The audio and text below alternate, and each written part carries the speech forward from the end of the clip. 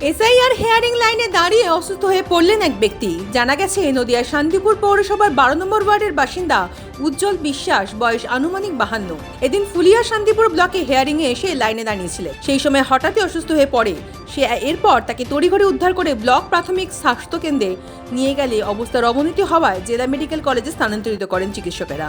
উল্লেখ্য, সোমবার এসআইআর এর শুনানি পর্বের তৃতীয় দিন। ডাক পড়া প্রত্যেকটি মানুষই দাঁড়িয়েছিলেন লাইনে, আর এরই মাঝে এক ব্যক্তি অসুস্থ হয়ে যাওয়ায় ঘটনায় চাঞ্চল্য সৃষ্টি হয়েছে। শান্তিপুরে এক বাসিন্দার অসুস্থ হয়ে পড়লেন, কি বলবেন এই হেয়ারিংয়ে থাকার লাইনে দাঁড়িয়ে? একজন অসুস্থ নয়, এরম একাধিক আছে। ব্লক অফিসে আজকে আমাদের 86 শান্তিপুর এবং 87 রানাঘাট উত্তর পশ্চিমের হেয়ারিং আছে। আমার শান্তিপুরের শহরের 12 নম্বর ওয়ার্ডের একজন বৈধ ভোটার উজ্জ্বল বিশ্বাস নাম, সে দীর্ঘক্ষণ ধরে লাইনে দাঁড়িয়েছিল, অসুস্থ হয়ে গেছে। প্রথমে আমাদের ফুলিয়া উপস্বাস্থ্য কেন্দ্র, তারপরে কল্যাণীতে রেফার হয়েছে।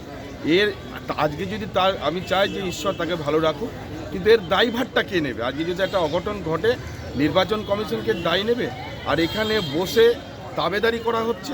এখানে আমাদের রাজ্যের অপোজিশন লিডার যে শুভেন্দু অধিকারী এবং সুকান্ত মজুমদার যা বলছে, তাদের নির্দেশে এই ব্লক অফিসে আজকে তাদের অঙ্গুলি নেড়ে চলছে।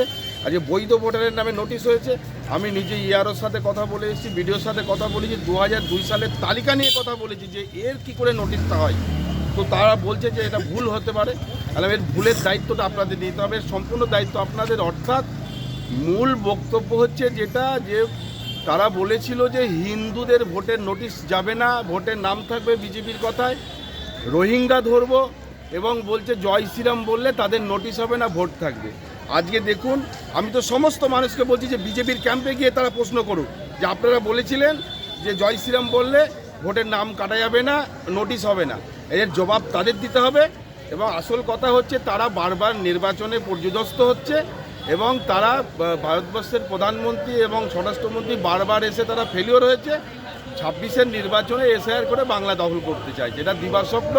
বাংলার মানুষ তৈরি হয়ে আছে, রাজবংশী, মতুয়া, নমশূদ্র মানুষরা 26-এর নির্বাচনে রায় দেওয়ার জন্য তৈরি হয়ে আছে। এবং 26-এর নির্বাচনে আমাদের যিনি চতুর্থবারের জন্য মুখ্যমন্ত্রী হবে, আমাদের সরকার আসবে, এটা নিশ্চিত।